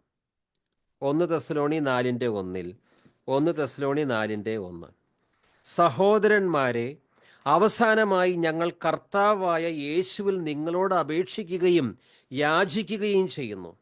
ജീവിക്കേണ്ടതും ദൈവത്തെ പ്രീതിപ്പെടുത്തേണ്ടതും എങ്ങനെയെന്ന് നിങ്ങൾ ഞങ്ങളിൽ നിന്ന് പഠിച്ചു. അതനുസരിച്ച് ഇപ്പോൾ നിങ്ങൾ ജീവിക്കുന്നത് പോലെ ഇനിയും മുന്നേറുവിൻ. പൗലോസ് കൊളോസ്യ വിശ്വാസികളോട് പറയുന്നത്, നിങ്ങൾ കർത്താവിന് യോഗ്യമാവണ്ണം ജീവിക്കണം. നിങ്ങൾ കർത്താവിന് പ്രസാദകരമായ കാര്യങ്ങൾ മാത്രം ചെയ്യണം. അതായിരിക്കണം നിങ്ങളുടെ ജീവിത ലക്ഷ്യം. പൗലോസിൻ്റെ ജീവിതം ഈ ലേഖനം എഴുതിയിരിക്കുന്നത്, കൊലോസ്യ ലേഖനം എഴുതിയിരിക്കുന്നത് പൗലോസ് സ്ലീഹായാണ്. അദ്ദേഹം കർത്താവിന് പ്രസാദകരമായത് മാത്രം ചെയ്തു. കർത്താവിന് യോഗ്യമാവണ്ണം മാത്രം നടന്നു. കർത്താവിന് യോഗ്യമാവണ്ണം നടക്കുന്ന ഒരു വ്യക്തിക്കല്ലേ മറ്റുള്ളവരോട് നിങ്ങളും കർത്താവിന് യോഗ്യമാവണ്ണം നടക്കണമെന്ന് പ്രബോധിപ്പിക്കാനായിട്ട് സാധിക്കൂ? ഇന്ന് പല സഭകളിലും ഇങ്ങനെയൊന്നും പ്രബോധിപ്പിക്കാറില്ല. നിങ്ങൾ കർത്താവിന് യോഗ്യമാവണ്ണം മാത്രം ജീവിക്കണം, കർത്താവിന് പ്രസാദകരമായ ജീവിതം നയിക്കണമെന്ന് പലപ്പോഴും പറയാറില്ല. മറിച്ച് പഴയ നിയമത്തിലെ പല കാര്യങ്ങളൊക്കെയാണ് പറയാറ്. കാരണം നമ്മുടെ തന്നെ ജീവിതത്തിൽ ഈ പറയുന്ന കാര്യങ്ങളില്ല എങ്കിൽ കർത്താവിന് പ്രസാദകരമായ കാര്യങ്ങൾ മാത്രം ചെയ്യുക, കർത്താവിന് യോഗ്യമാവണ്ണം മാത്രം ജീവിക്കുക, ഈ കാര്യങ്ങൾ നമ്മുടെ ജീവിതത്തിൽ ഉണ്ടെങ്കിൽ മാത്രമല്ലേ നമുക്കത് മറ്റുള്ളവരോട് പറയാനായിട്ട് ഒരു താല്പര്യം ഉണ്ടായിരിക്കുകയുള്ളൂ. പൗലോസ് ഈ പറയുന്നത് പോലെ ജീവിക്കുന്ന വ്യക്തിയായിരുന്നു. അതുകൊണ്ട് തെസ്സലോനിക്ക സഭയിലെ വിശ്വാസികളോട് അദ്ദേഹം പറയുന്നത് 1 തെസ്സലോണി 4:1 സഹോദരന്മാരെ, അവസാനമായി ഞങ്ങൾ കർത്താവായ യേശുവിൽ നിങ്ങളോട് അപേക്ഷിക്കുകയും യാചിക്കുകയും ചെയ്യുന്നു. കർത്താവായ യേശുവിൽ നിങ്ങളോട് അപേക്ഷിക്കുകയും യാചിക്കുകയും ചെയ്യുന്നു. അതെന്താണ്? ജീവിക്കേണ്ടതും. എങ്ങനെ ജീവിക്കണം? കർത്താവിന് യോഗ്യമാവണ്ണം ജീവിക്കണം. ജീവിക്കേണ്ടതും ദൈവത്തെ പ്രീതിപ്പെടുത്തേണ്ടതും. ദൈവത്തിന് പ്രസാദകരമായ കാര്യങ്ങൾ അന്വേഷിച്ച് അതുമാത്രം ചെയ്യുക. ജീവിക്കേണ്ടതും ദൈവത്തെ പ്രീതിപ്പെടുത്തേണ്ടതും എങ്ങനെയെന്ന് അതിനൊരു മോഡൽ പൗലോസ് തന്നെയായിരുന്നു. അവരോട് വചനം പറഞ്ഞ വ്യക്തി തന്നെയായിരുന്നു ഈ രണ്ട് കാര്യങ്ങൾക്കും ഒരു മാതൃക. ജീവിക്കേണ്ടതും ദൈവത്തെ പ്രീതിപ്പെടുത്തേണ്ടതും എങ്ങനെയെന്ന് നിങ്ങൾ, അതായത് തെസലോണിക്ക സഭയിലെ വിശ്വാസികൾ, നിങ്ങൾ ഞങ്ങളിൽ നിന്ന് പഠിച്ചു. പൗലോസിൽ നിന്നും കൂട്ടുവേലക്കാരിൽ നിന്നും. ജീവിക്കേണ്ടതും ദൈവത്തെ പ്രീതിപ്പെടുത്തേണ്ടതും എങ്ങനെയെന്ന് നിങ്ങൾ ഞങ്ങളിൽ നിന്ന് പഠിച്ചു. അതനുസരിച്ച് ഇപ്പോൾ നിങ്ങൾ ജീവിക്കുന്നത് പോലെ ഇനിയും മുന്നേറുവിൻ. എങ്ങനെ ദൈവത്തിന് യോഗ്യമാവണ്ണം ജീവിക്കണം? പൗലോസിൻ്റെ ജീവിതം തെസ്സലോനിക്ക വിശ്വാസികൾ കണ്ടു. എങ്ങനെ ദൈവത്തിന് പ്രസാദകരമായ രീതിയിൽ ജീവിക്കണം? അതും പൗലോസിൽ നിന്ന് തെസ്സലോനിക്ക സഭയിലെ വിശ്വാസികൾ പഠിച്ചു. ആ പഠിച്ച രണ്ട് കാര്യങ്ങളും അവർ ജീവിതത്തിൽ പ്രാവർത്തികമാക്കി. ഒരു സഭയിലെ ശുശ്രൂഷകന് വാസ്തവത്തിൽ ഇങ്ങനെ പറയാനും കഴിയണം: ഞാൻ കർത്താവിന് യോഗ്യമാവണ്ണം മാത്രമാണ് നിങ്ങളുടെ മുമ്പാകെ നടന്നത്. ഞാൻ കർത്താവിന് പ്രസാദകരമായ കാര്യങ്ങൾ മാത്രമാണ് ചെയ്തത്. അങ്ങനെ പറയാൻ സാധിക്കുമോ? പലരും വിചാരിക്കുന്നത് ഇങ്ങനെയൊക്കെ എങ്ങനെ ജീവിക്കാൻ സാധിക്കും? നമ്മുടെ കഴിവ് കൊണ്ടല്ല. ഉയരത്തിലെ ശക്തി, അത്യന്ത ശക്തി, പരിശുദ്ധാത്മശക്തി ദൈവം നമുക്ക് തന്നിട്ടുണ്ട്. കൽപ്പനകൾ തരിക മാത്രമല്ല, അത് ചെയ്യാനുള്ള ശക്തിയും കർത്താവ് തരുന്നവനാണ്. ദൈവത്തിന് സ്തോത്രം. സഹോദരന്മാരെ, അവസാനമായി ഞങ്ങൾ കർത്താവായ യേശുവിൽ നിങ്ങളോട് അപേക്ഷിക്കുകയും യാചിക്കുകയും ചെയ്യുന്നു. ജീവിക്കേണ്ടതും ദൈവത്തെ പ്രീതിപ്പെടുത്തേണ്ടതും എങ്ങനെയെന്ന് നിങ്ങൾ ഞങ്ങളിൽ നിന്ന് പഠിച്ചു. അതനുസരിച്ച് ഇപ്പോൾ നിങ്ങൾ ജീവിക്കുന്നത് പോലെ ഇനിയും മുന്നേറുവിൻ. നാം ധ്യാനിക്കുന്നത് കൊളോസ്യ ലേഖനമാണ്, 1-ാം അധ്യായം. അതിൽ പറഞ്ഞിരിക്കുന്നത് എങ്ങനെയാണ് ദൈവമക്കൾ നടക്കേണ്ടത്. കർത്താവിന് യോഗ്യമാവണ്ണം നടക്കണം. ഈ ദൈവപരിജ്ഞാനം, വചനജ്ഞാനമൊക്കെ എന്തിനാണ് നമ്മൾ സംഭരിച്ചു വയ്ക്കുന്നത്? ഈ ലോകത്തിന് അനുരൂപമായി നടക്കാൻ വേണ്ടിയല്ല. ദൈവമക്കൾക്ക് ലോകം യോഗ്യമല്ല. കർത്താവിന് യോഗ്യമാവണ്ണം നടക്കണം. കൊളോസ്യ ലേഖനത്തിൽ തന്നെ നാം ധ്യാനിക്കുന്ന ലേഖനം കൊളോസ്യ ലേഖനമാണ്. അതിൽ 2-ാം അധ്യായത്തിൽ പറഞ്ഞിരിക്കുന്നത് 6-ാം വാക്യം, കൊളോസ്യർ 2:6, കർത്താവായ യേശുക്രിസ്തുവിനെ നിങ്ങൾ സ്വീകരിച്ചിരിക്കുന്നതിനാൽ അവനിൽ ജീവിക്കുവിൻ. കർത്താവായ യേശുക്രിസ്തുവിനെ നിങ്ങൾ കർത്താവായ യേശുക്രിസ്തുവിനെ നിങ്ങൾ സ്വീകരിച്ചിരിക്കുന്നതിനാൽ അവനിൽ ജീവിക്കുവിൻ. ഇനി കർത്താവിന് യോഗ്യമായ വിധം ജീവിക്കുക. പുറമെയുള്ളവരോട്, അവിശ്വാസികളോട്, വിശ്വാസികളോട് എങ്ങനെ പെരുമാറണം? സുവിശേഷം വിശ്വസിക്കാത്തവരുണ്ട്, സുവിശേഷം അതിനെ തള്ളിക്കളയുന്നവരുണ്ട്, സുവിശേഷ വിരോധികളുണ്ട്, നമ്മെ പ്രോത്സാഹിപ്പിക്കുന്നവരുണ്ട്. എല്ലാവരുടെയും മുമ്പാകെ വിവേകപൂർവം ജീവിക്കണം. കർത്താവിന് യോഗ്യമാവണ്ണം മാത്രം വിശ്വാസികളുടെ ഇടയിലും അവിശ്വാസികളുടെ ഇടയിലും ജീവിക്കണം. കർത്താവിന് യോഗ്യമല്ലാത്ത ഒരു കാര്യത്തിൽ ഇടപെടുകയോ കർത്താവിന് യോഗ്യമല്ലാത്ത വാക്കുകൾ നമ്മുടെ നാവിൽ നിന്ന് വരികയോ അരുത്, ഏത് പ്രകോപനപരമായ സാഹചര്യത്തിലും. അതുകൊണ്ട് ഈ കൊളോസ്യ ലേഖനത്തിൽ തന്നെ കൊളോസ്യർ 4:5 പുറമേയുള്ളവരോട് നിങ്ങൾ വിവേകപൂർവം വർദ്ധിക്കുവിൻ, സമയം പൂർണ്ണമായും പ്രയോജനപ്പെടുത്തുക. ദൈവിക പരിജ്ഞാനം കിട്ടിയാൽ കർത്താവിന് യോഗ്യമാവിധം നടക്കണം. പുറമേയുള്ളവരോട് നിങ്ങൾ വിവേകപൂർവം വർദ്ധിക്കുവിൻ. ദൈവമക്കൾക്ക് യോഗ്യമല്ലാത്ത രീതിയിൽ വിശ്വാസികളുടെ ഇടയിലോ അവിശ്വാസികളുടെ ഇടയിലോ ദൈവമക്കൾ പെരുമാറാൻ പാടില്ല. എഫേസ്യർ 5:15 അതിനാൽ നിങ്ങൾ അവിവേകികളെപ്പോലെയാകാതെ വിവേകികളെപ്പോലെ ജീവിക്കാൻ ശ്രദ്ധിക്കുവിൻ. ഈ ദൈവിക പരിജ്ഞാനമെല്ലാം കിട്ടി ദേഷ്യവും വാശിയും, ക്ഷമിക്കുന്നില്ല, പൊറുക്കുന്നില്ല, അങ്ങനെയാണെങ്കിലോ കണ്ടോ, അദ്ദേഹത്തിന് ബൈബിൾ നന്നായിട്ടറിയാം. കുടുംബത്തിൽ ക്ഷമിക്കാൻ പറ്റുന്നില്ല, ഭാര്യയോട് കയർക്കുന്നു, അദ്ദേഹം നന്നായി ബൈബിൾ പഠിപ്പിക്കും, പക്ഷേ വിശ്വാസികളോട് ഒരു സ്നേഹവുമില്ല. അദ്ദേഹത്തിന് നല്ല വചനപരിജ്ഞാനമുണ്ട്, പക്ഷേ അയൽപ്പക്കക്കാരുമായി നല്ല ബന്ധത്തിലല്ല. അദ്ദേഹത്തിന് നല്ല പരിജ്ഞാനമുണ്ട്, പക്ഷേ അദ്ദേഹം വലിയ പിശുക്കനാണ്, ആർക്കും ഒന്നും കൊടുക്കില്ല. ഇങ്ങനെ നമ്മെക്കുറിച്ച് പറയുവാൻ ഇടയാകരുത്. വചനപരിജ്ഞാനം വേണം, ദൈവിക പരിജ്ഞാനം വേണം. അതെന്തിനാണ് നമ്മൾ സ്വന്തമാക്കുന്നത്? ഈ ലോകത്തിന് യോഗ്യമായ രീതിയിൽ ജീവിക്കാതെ കർത്താവിന് യോഗ്യമായ രീതിയിൽ ജീവിക്കുവാൻ വേണ്ടിയാണ്. യേശുവെ പോലെയാകുവാൻ, യേശുവിൻ വാക്കു കാക്കുവാൻ, യേശുവെ നോക്കി ജീവിപ്പാൻ, ഇവയെ കാക്ഷിക്കുന്നു ഞാൻ. യേശുവെ നോക്കി ജീവിപ്പാൻ, ഇവയെ കാക്ഷിക്കുന്നു ഞാൻ. ഉറപ്പിക്കെന്നെ എന്നാഥ, നിറയ്ക്ക എന്നെ ശുദ്ധാത്മാ, ക്രിസ്തൻ മഹത്വത്താലി ഞാൻ മുറ്റും നിറഞ്ഞു ശോഭിപ്പാൻ ശോഭിപ്പാൻ, മഹത്വത്താലെ ഞാൻ മുറ്റും നിറഞ്ഞു ശോഭിപ്പാൻ. വീണ്ടും നമുക്ക് ധ്യാനിക്കുന്ന വാക്യത്തിലേക്ക് തന്നെ വരാം. കൊളോസ്യർക്ക് എഴുതിയ ലേഖനം 1:10. കർത്താവിന് യോജിച്ചതും അവിടത്തേക്ക് തികച്ചും പ്രീതിജനകവുമായ ജീവിതം നയിക്കാൻ നിങ്ങൾക്ക് ഇടയാകട്ടെ. So that you will walk in a manner worthy of the lord. കർത്താവിന് യോഗ്യമാം വിധം. അതെങ്ങനെ സാധിക്കും? കർത്താവിന് യോഗ്യമാം വിധം നാം ജീവിക്കുവാനാണ് ക്രിസ്തു ഈ ഭൂമിയിൽ വന്ന് നമുക്കൊരു മാതൃക കാണിച്ചത്.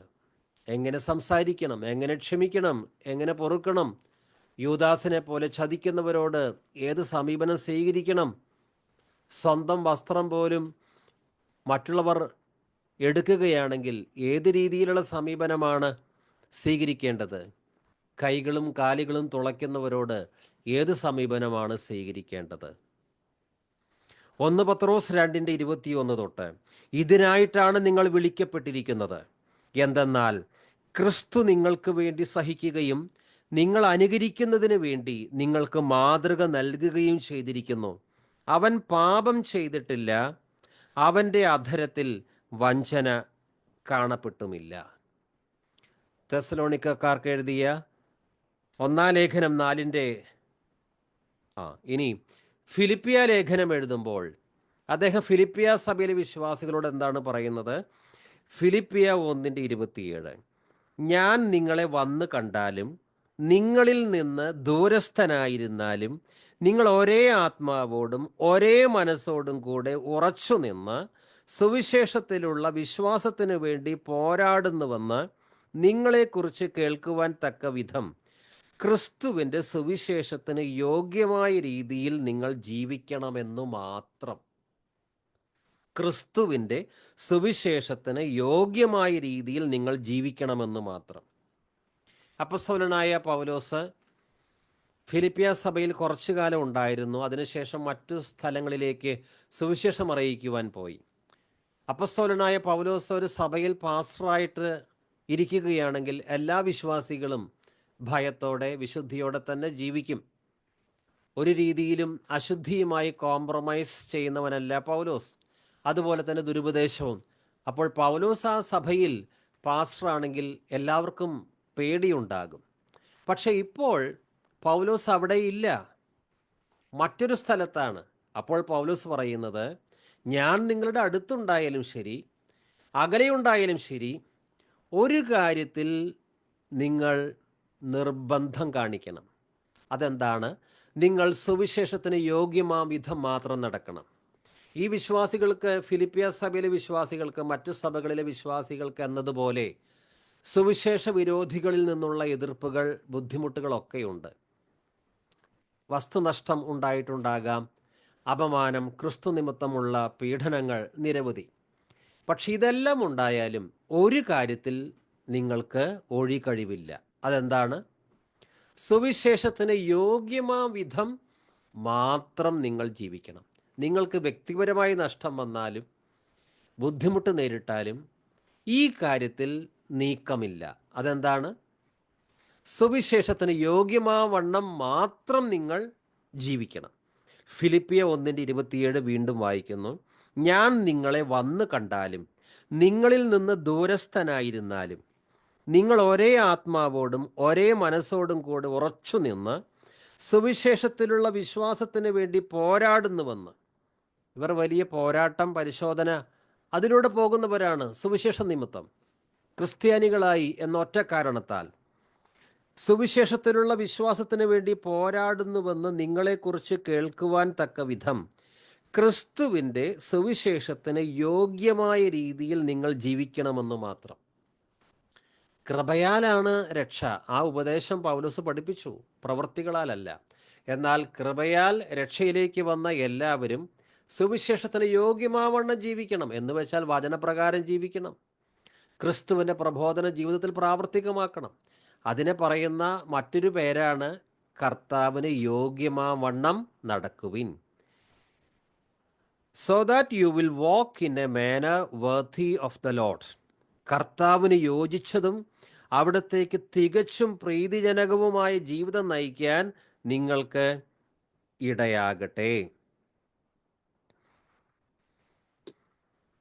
കൊളോസ്യർ 2:6. കർത്താവായ യേശു ക്രിസ്തുവിനെ നിങ്ങൾ സ്വീകരിച്ചിരിക്കുന്നതിനാൽ അവനിൽ ജീവിക്കുവിൻ.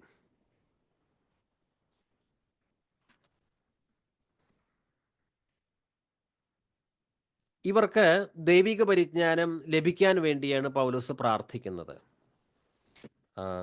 കൊളോസ്യർക്ക് എഴുതിയ ലേഖനം 1-ാം അധ്യായം അവൻ്റെ ആത്മീകമായ സകല ജ്ഞാനത്തിലും വിവേകത്തിലും അവൻ്റെ ഇഷ്ടത്തിൻ്റെ പരിജ്ഞാനം കൊണ്ട് നിറഞ്ഞു വരണം. അതെന്തിനാണ് ഇങ്ങനെയുള്ള ആത്മീക പരിജ്ഞാനം നേടേണ്ടത്? നിങ്ങൾ പൂർണ്ണ പ്രസാദത്തിനായി കർത്താവിന് യോഗ്യമാവണ്ണം നടന്ന് നടക്കണം. അതിനു വേണ്ടിയാണ് ഈ വചനപരിജ്ഞാനവും ദൈവിക പരിജ്ഞാനവും ഒക്കെ നിങ്ങൾ നേടേണ്ടത്. അതായത് right thinking must lead to right conduct. എന്തുകൊണ്ട് ഇവർ കർത്താവിന് യോഗ്യമാവണ്ണം മാത്രം ജീവിതം നയിക്കണം?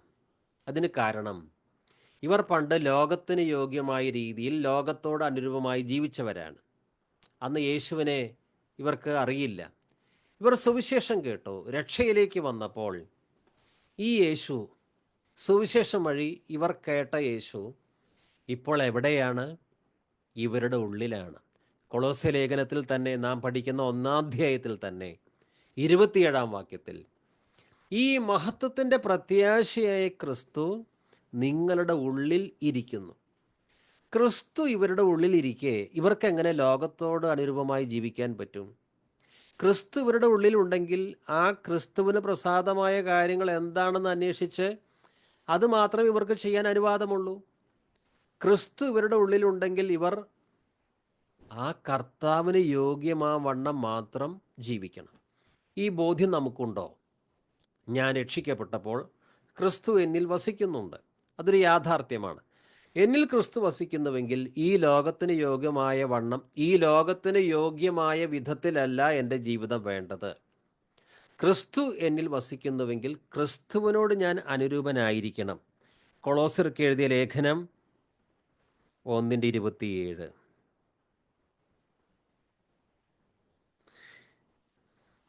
ഈ മഹത്വത്തിൻ്റെ പ്രത്യാശയായ ക്രിസ്തു നിങ്ങളുടെ ഉള്ളിൽ ഇരിക്കുന്നു. ദൈവത്തിന് സ്തോത്രം. ഒരു മിനിറ്റ്. കൊളോസ്യർ 1:10. കർത്താവിന് യോജിച്ചതും അവിടത്തേക്ക് തികച്ചും പ്രീതിജനകവുമായ ജീവിതം നയിക്കാൻ നിങ്ങൾക്കിടയാകട്ടെ. അതുവഴി നിങ്ങളുടെ എല്ലാ നല്ല പ്രവൃത്തികളും ഫലദായകമാവുകയും ദൈവത്തെക്കുറിച്ചുള്ള ജ്ഞാനത്തിൽ നിങ്ങൾ അഭിവൃദ്ധിപ്പെടുകയും ചെയ്യും. ഇനി കർത്താവിന് യോഗ്യമാവണ്ണം നയിക്കണം. ഉപദേശം ദൈവിക പരിജ്ഞാനം, വചനപരിജ്ഞാനം, ദൈവത്തെക്കുറിച്ചുള്ള കൂടുതൽ അറിവ് എല്ലാം നമുക്ക് ആവശ്യമാണ്. എന്തിനു വേണ്ടിയാണ് നാം ഇതെല്ലാം ഈ അറിവെല്ലാം നാം എന്തിനാണ് സംഭരിക്കുന്നത്? ഇപ്പോൾ ഈ വചനം നമ്മൾ കേൾക്കുന്നതും എന്തിനു വേണ്ടിയാണ്? കർത്താവിന് യോഗ്യമായ വിധം ജീവിക്കുവാൻ, ലോകജാതികളെ പോലെ ജീവിക്കരുത്. ഇനി ഈ കൊളോസ്യ ലേഖനത്തിൻ്റെ അവസാന ഭാഗത്തിൽ കർത്താവിന് യോഗ്യമായ വിധം ജീവിക്കണം, അതെങ്ങനെയാണെന്ന് പറയുന്നുണ്ട്. അത് തികച്ചും പ്രായോഗിക ക്രിസ്തീയ ജീവിതമാണ്. പ്രായോഗിക ക്രിസ്തീയ ജീവിതത്തിൽ നമ്മൾ പരാജയമാണെങ്കിൽ, നമ്മുടെ സംസാരം, പെരുമാറ്റം, സാമ്പത്തിക കാര്യങ്ങൾ, ജീവിത വിശുദ്ധി, ഇതിലൊക്കെ പരാജയമാണെങ്കിൽ ഈ ദൈവിക പരിജ്ഞാനം കൊണ്ട് എന്താണ് കാര്യം? കൂടുതൽ ശിക്ഷാവിധിയാണ് വാസ്തവത്തിൽ ഉണ്ടാവുക. അതുകൊണ്ട് കർത്താവിന് യോഗ്യമാവണ്ണം ജീവിക്കണമെന്ന് പറയുമ്പോൾ അതെന്താണെന്ന് ഇവിടെ വ്യക്തമാക്കിയിട്ടുണ്ട്. ഒന്നാമതായി, ഇവർ കർത്താവിൽ നിന്ന്, ഈ കൊളോസ്യ സഭയിലെ വിശ്വാസികൾ കർത്താവിൽ നിന്ന് ഒരുപാട് അനന്ത നന്മകൾ പ്രാപിച്ചവരാണ്. ഇവരുടെ ഉള്ളിൽ കർത്താവ് വസിക്കുന്നുണ്ട്. മാത്രമല്ല, പണ്ട് ഇവർ പാപം ചെയ്ത് ദൈവക്രോധത്തിൻ്റെ ഇരകളായി നടന്നവരാണ്. നിത്യമായ ശിക്ഷാവിധിയിലേക്ക് പോകേണ്ടവരായിരുന്നു. അന്ധകാര രാജ്യത്തിൽ നിന്ന് ദൈവം ഇവരെ പുത്രൻ്റെ രാജ്യത്തിലാക്കി വെച്ചു. അവരുടെ കാര്യം മാത്രമല്ല, നമ്മുടെയും കാര്യം അതാണ്. അങ്ങനെയാണെങ്കിൽ ഇവർക്ക് വേണ്ടി ദൈവം അനന്തമായ നന്മകൾ, സ്വർഗത്തിലെ സകല ആത്മീയ അനുഗ്രഹങ്ങൾ ഇവർക്ക് നൽകിയിട്ടുണ്ട്. പറഞ്ഞാൽ തീരില്ല. അങ്ങനെയാണെങ്കിൽ ഇവർക്ക് ഇത്രയും ശ്രേഷ്ഠമായ പദവികൾ നൽകിയ, നിത്യജീവൻ നൽകിയ, ഇവരെ രാജകീയ പുരോഹിതരും വിശുദ്ധ വംശവും സ്വന്തം ജനവുമാക്കിയ ആ കർത്താവിന് പ്രസാദകരമായ മാത്രം അന്വേഷിച്ച് ആ കർത്താവിന് യോഗ്യമായ വണ്ണം മാത്രം നയിക്കണം. എനിക്ക് കർത്താവ് എത്രയോ നന്മകൾ തന്നു, ശരിയാണ്. അങ്ങനെയാണെങ്കിൽ കർത്താവിന് പ്രസാദകരമായ ജീവിതം മാത്രം നയിക്കണം നമ്മുടെ പ്രായോഗിക ജീവിതത്തിൽ. കൊളോസ്യ ലേഖനം 3:12 തൊട്ട്, അതിനാൽ ദൈവത്തിൻ്റെ തെരഞ്ഞെടുക്കപ്പെട്ടവരും കർത്താവിന് യോഗ്യമായ വണ്ണം എങ്ങനെ പ്രായോഗിക ജീവിതം നയിക്കാം, അതാണ് 3-4 അധ്യായങ്ങളിൽ പൗലോസ് പറയുന്നത്. അതിനാൽ ദൈവത്തിൻ്റെ തെരഞ്ഞെടുക്കപ്പെട്ടവരും വാത്സല്യഭാജനങ്ങളും വിശുദ്ധരുമെന്ന നിലയിൽ നിങ്ങൾ കാരുണ്യം, ദയ, വിനയം, സൗമ്യത, ക്ഷമ എന്നിവ ധരിക്കുവിൻ. ഒരാൾക്ക് മറ്റൊരാളോട് പരിഭവമുണ്ടായാൽ പരസ്പരം ക്ഷമിച്ച് സഹിഷ്ണുതയോടെ വർത്തിക്കുവിൻ. കർത്താവ് നിങ്ങളോട് ക്ഷമിച്ചതുപോലെ തന്നെ നിങ്ങളും ക്ഷമിക്കണം.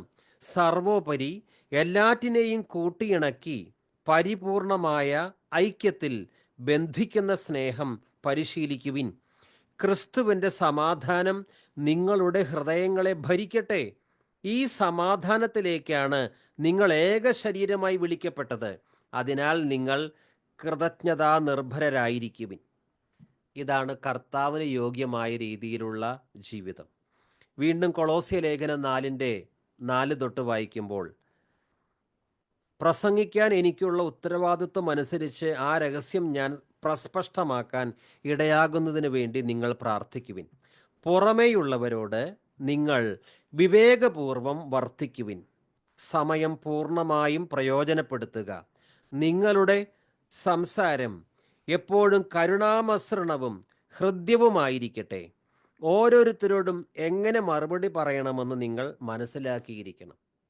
അവരുടെ സംസാരത്തിലും അവരുടെ സംസാരം, ജീവിതത്തിൻ്റെ കാഴ്ചപ്പാട്, ജീവിതത്തോടുള്ള കാഴ്ചപ്പാട്, സകലത്തിലും മാറ്റം വരണം. പണ്ട് ഇവർ ഭൂമിയിലുള്ള കാര്യങ്ങൾ അന്വേഷിച്ച് നടന്നവരാണ്. ഇവിടുത്തെ പണം, ഇവിടുത്തെ ജീവിത സുഖം, സ്വന്തം കാര്യം, ഇതൊക്കെ നോക്കി നടന്നവരാണ്. പക്ഷെ കർത്താവിന് യോഗ്യമായ വണ്ണം ജീവിക്കാൻ തുടങ്ങിയാൽ ഈ ഭൂമിയിലെ ഭൗതിക നേട്ടത്തിൻ്റെ പുറകെ പോകാൻ പറ്റില്ല. അതുകൊണ്ട് പൗലോസ് പറയുന്നു, വീണ്ടും കർത്താവിന് യോഗ്യമാവണ്ണം ജീവിക്കുന്നത് അത് പ്രായോഗികമായി എങ്ങനെ അപ്ലൈ ചെയ്യാം? കൊളോസ്യർ 3:1 തൊട്ട്, ക്രിസ്തുവിനോടൊപ്പം നിങ്ങൾ ഉയർപ്പിക്കപ്പെട്ടെങ്കിൽ ദൈവത്തിൻ്റെ വലത്തുഭാഗത്ത് ഉപവിഷ്ടനായിരിക്കുന്ന ക്രിസ്തു വസിക്കുന്ന ഉന്നതത്തിലുള്ളവയെ അന്വേഷിക്കുവിൻ. ഭൂമിയിലുള്ള വസ്തുക്കളിലല്ല, പ്രത്യുത ഉന്നതത്തിലുള്ളവയിൽ ശ്രദ്ധിക്കുവിൻ. എന്തെന്നാൽ നിങ്ങൾ മൃതരായിരിക്കുന്നു, നിങ്ങളുടെ ജീവൻ ക്രിസ്തുവിനോടൊപ്പം ദൈവത്തിൽ നിഗൂഢമായി സ്ഥിതി ചെയ്യുന്നു.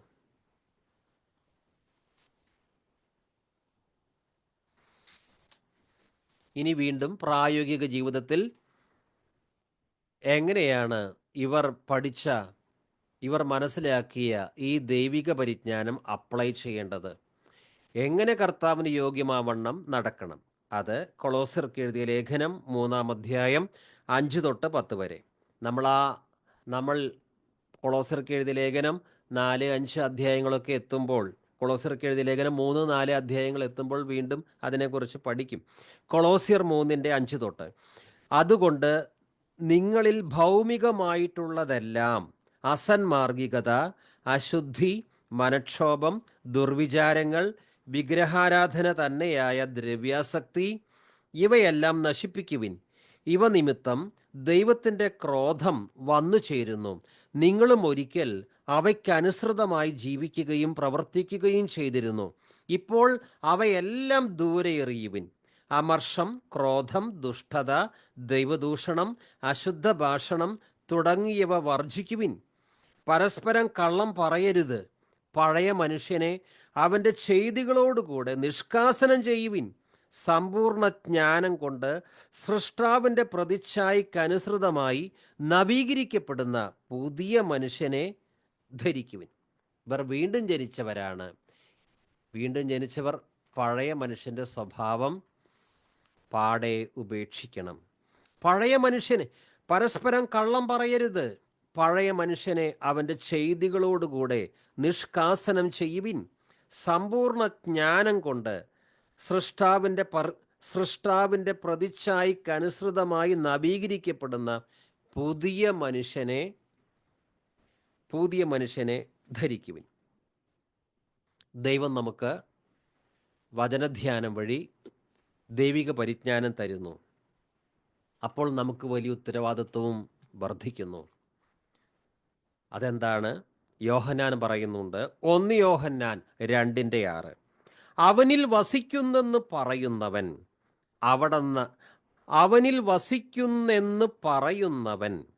അവൻ നടന്ന അതേ വഴിയിലൂടെ നടക്കേണ്ടിയിരിക്കുന്നു. അവനിൽ വസിക്കുന്നെന്ന് പറയുന്നവൻ അവൻ നടന്ന അതേ വഴിയിൽ നടക്കേണ്ടിയിരിക്കുന്നു. ഇനി നമ്മൾ ധാരാളം വചനപരിജ്ഞാനമെല്ലാം സമ്പാദിച്ചു. ഇന്ന് ദൈവവചനം നമുക്ക് മനസ്സിലാക്കാൻ ഒട്ടനവധി മീഡിയാസും വഴികളൊക്കെ ഉണ്ട്. അതെല്ലാം പ്രയോജനപ്പെടുത്തണം. എത്രത്തോളം ദൈവിക പരിജ്ഞാനം നമുക്ക് സ്വന്തമാക്കാൻ സാധിക്കുമോ അത്രത്തോളം ആ വചനജ്ഞാനം നമ്മൾ സ്വന്തമാക്കണം. അത് നല്ലതാണ്. പക്ഷേ ഈ പരിജ്ഞാനം കിട്ടിയിട്ട് അത് ജീവിതത്തിൽ പ്രാവർത്തികമാക്കുന്നില്ല എങ്കിലോ? യാക്കോബ് അപ്പസ്തോലൻ അതിനെക്കുറിച്ച് പറഞ്ഞത് നമുക്കറിയാം. എങ്കിലും വായിക്കുകയാണ്. യാക്കോബ് 1:21 തൊട്ട്, ആകയാൽ എല്ലാ അശുദ്ധിയും വർദ്ധിച്ചു വരുന്ന തിന്മയും ഉപേക്ഷിച്ച് നിങ്ങളിൽ പാകിയിരിക്കുന്നതും നിങ്ങളുടെ ആത്മാക്കളെ രക്ഷിക്കുവാൻ കഴിവുള്ളതുമായ വചനത്തെ വിനയപൂർവ്വം സ്വീകരിക്കുവിൻ. ദൈവിക പരിജ്ഞാനം അത്യാവശ്യമാണ്. വചനത്തെ വിനയപൂർവ്വം സ്വീകരിക്കണം. കാരണം വചനം അറിഞ്ഞില്ല എങ്കിൽ നമ്മൾ അന്ധരാണ്. ഒരുപാട് അബദ്ധങ്ങൾ ചെയ്യും. പാപമേത് ശരിയേത് നമുക്ക് ബോധമില്ലാത്ത അവസ്ഥ വരും വചനം അറിഞ്ഞില്ല എങ്കിൽ. അതുകൊണ്ട് വചനം നമ്മുടെ ആത്മീയ ഭക്ഷണമാണ്. അത് യാക്കോബ് പറയുന്നത്, നിങ്ങളുടെ ആത്മാക്കളെ രക്ഷിക്കുവാൻ കഴിവുള്ളതുമായ വചനത്തെ വിനയപൂർവ്വം സ്വീകരിക്കുവിൻ. പക്ഷെ അതുകൊണ്ട് കഴിഞ്ഞില്ല. വചനത്തെ വിനയപൂർവ്വം സ്വീകരിച്ചാൽ മാത്രം പോരാ, അങ്ങനെ തന്നെ വചനത്തെ സ്വീകരിക്കണം. ദൈവത്തിൻ്റെ വചനത്തെങ്കിൽ വിറയ്ക്കുന്നവനെയാണ് കർത്താവ് കടാക്ഷിക്കുന്നത്. യെശയ്യാ പ്രവാചകന്റെ പുസ്തകം 66-ാം അധ്യായത്തിൽ പറയുന്നുണ്ട്. എന്നാൽ ഈ വചനപരിജ്ഞാനം നേടിയ വ്യക്തി, താഴെ പറയുന്നത് യാക്കോബ്, നിങ്ങൾ വചനം കേൾക്കുക മാത്രം ചെയ്യുന്ന ആത്മവഞ്ചകരാകാതെ അത് അനുവർത്തിക്കുന്നവരുമായിരിക്കുവിൻ. വചനം കേൾക്കുകയും അത് അനുവർത്തിക്കാതിരിക്കുകയും ചെയ്യുന്നവൻ തൻ്റെ മുഖം കണ്ണാടിയിൽ കാണുന്ന മനുഷ്യന് സദൃശനാണ്. അവൻ തന്നെ നോക്കിയിട്ട് കടന്നു പോകുന്നു, താൻ എങ്ങനെ ഇരിക്കുന്നുവെന്ന് ഉടൻ തന്നെ വിസ്മരിക്കുകയും ചെയ്യുന്നു.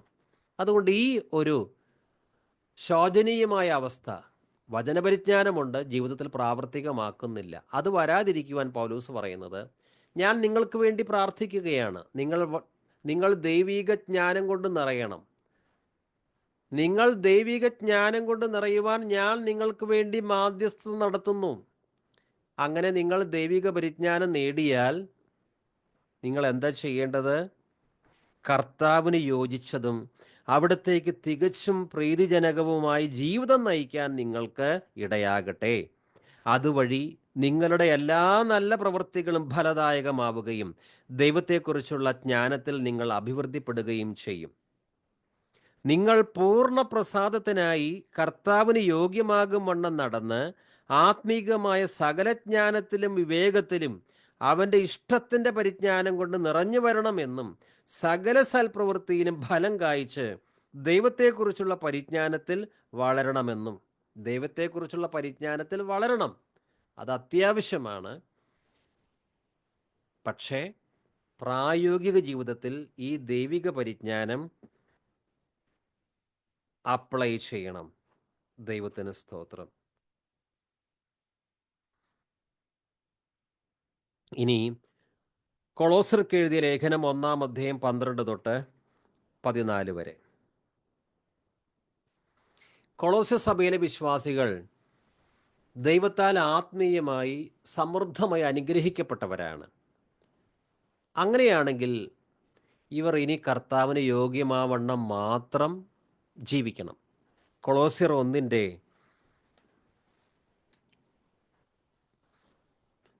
1:21 തൊട്ട്, ഒരിക്കൽ നിങ്ങൾ ദൈവത്തിൽ നിന്ന് അകന്ന് ജീവിക്കുന്നവരും ദുഷ്പ്രവർത്തികൾ വഴി മനസ്സിൽ ശത്രുത പുലർത്തുന്നവരുമായിരുന്നു.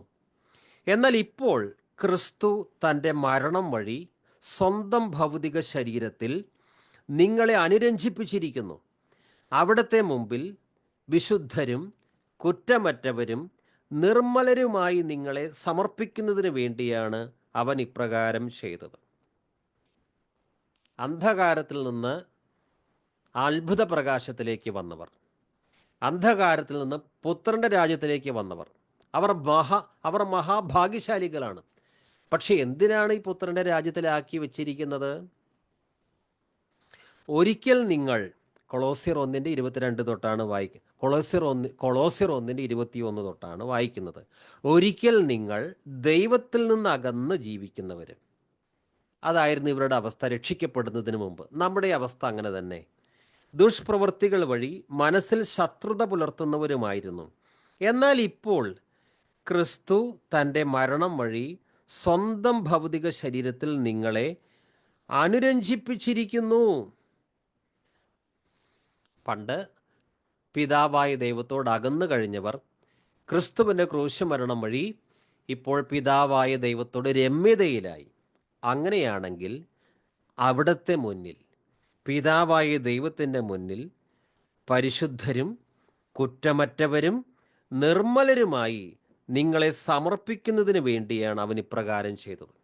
അതുകൊണ്ടാണ് ഇപ്രകാരം നിങ്ങൾക്ക് വേണ്ടി സ്വന്തം ജീവൻ ബലിയർപ്പിച്ച് പിതാവായ ദൈവത്തോട് നിങ്ങളെ രമ്യതപ്പെടുത്തിയ ആ കർത്താവിന് യോഗ്യമാം വണ്ണം മാത്രമാണ് നിങ്ങൾ ജീവിക്കേണ്ടത്.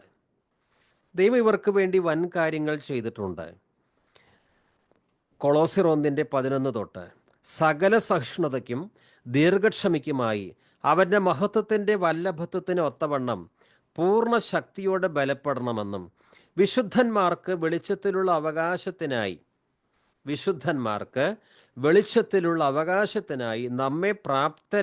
നമ്മെ പ്രാപ്തന്മാരാക്കുകയും നമ്മെ ഇരുട്ടിൻ്റെ അധികാരത്തിൽ നിന്ന് വിടുവിച്ച് തൻ്റെ സ്നേഹസ്വരൂപനായ പുത്രൻ്റെ രാജ്യത്തിലാക്കി വയ്ക്കുകയും ചെയ്ത പിതാവിന് സന്തോഷത്തോടെ സ്തോത്രം ചെയ്യുന്നവരാകണമെന്നും അപേക്ഷിക്കുന്നു.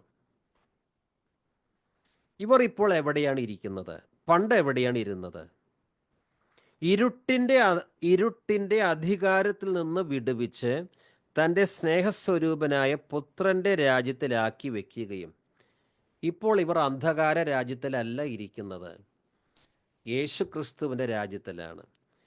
ഈ ലോകത്തിലാണ് ഇവർ ജീവിക്കുന്നതെങ്കിലും ഇവർ അത്യുന്നതനായ ദൈവപുത്രൻ്റെ രാജ്യത്തിലാണ് ആത്മീയമായി ഇരുത്തപ്പെട്ടിരിക്കുന്നത്.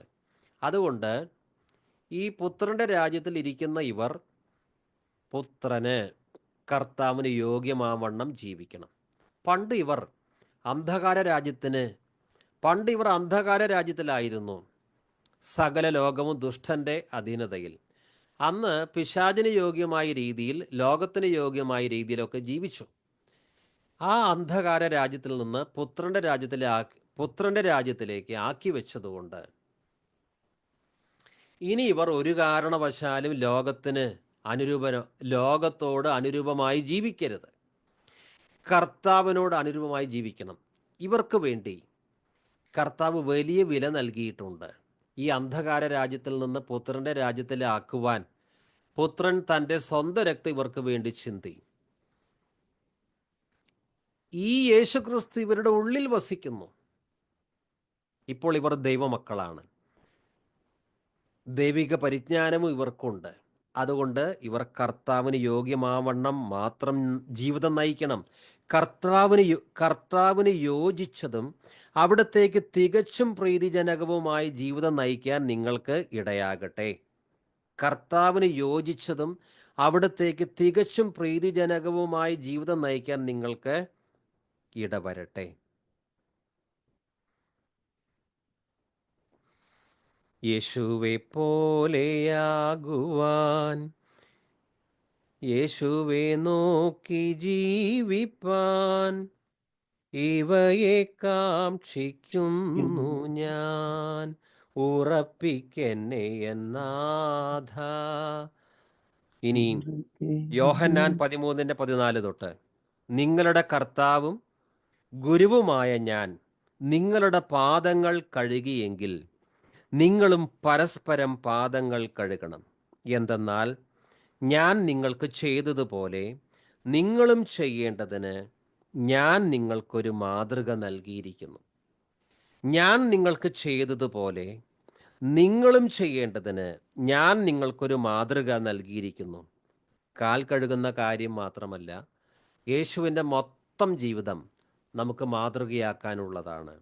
ഞാൻ നിങ്ങൾക്ക് ചെയ്തതുപോലെ എല്ലാ കാര്യങ്ങളിലും നിങ്ങളും ചെയ്യേണ്ടതിന് ഞാൻ നിങ്ങൾക്കൊരു മാതൃക നൽകിയിരിക്കുന്നു. 1 തെസ്സലോനി 4:1, സഹോദരന്മാരെ, അവസാനമായി ഞങ്ങൾ കർത്താവായ യേശുവിൽ നിങ്ങളോട് അപേക്ഷിക്കുകയും യാചിക്കുകയും ചെയ്യുന്നു. ജീവിക്കേണ്ടതും ദൈവത്തെ പ്രീതിപ്പെടുത്തേണ്ടതും എങ്ങനെയെന്ന് നിങ്ങൾ ഞങ്ങളിൽ നിന്ന് പഠിച്ചു. അതനുസരിച്ച് ഇപ്പോൾ നിങ്ങൾ ജീവിക്കുന്നത് പോലെ ഇനിയും മുന്നേറുവിൻ. തെസ്സലോനിക്ക സഭയിലെ വിശ്വാസികൾ കർത്താവിന് യോഗ്യമാവണ്ണം ജീവിക്കുന്നു, കർത്താവിന് പ്രസാദകരമായ രീതിയിൽ മാത്രം ജീവിക്കുന്നു. പൗലോസ് പറയുന്നത്, ഇപ്പോൾ നിങ്ങൾ കർത്താവിന് യോഗ്യമായ വണ്ണമാണ് ജീവിക്കുന്നത്. കർത്താവിനെ പ്രസാദപ്പെടുത്തി നിങ്ങൾ മുന്നോട്ട് പോകുന്നു. ഇതേ രീതിയിൽ തന്നെ ഇനിയും മുന്നേറുവിൻ. 1 യോഹന്നാൻ 3:22, നാം ആവശ്യപ്പെടുന്നത് എന്തും അവിടുന്ന് നമുക്ക് നൽകുകയും ചെയ്യും.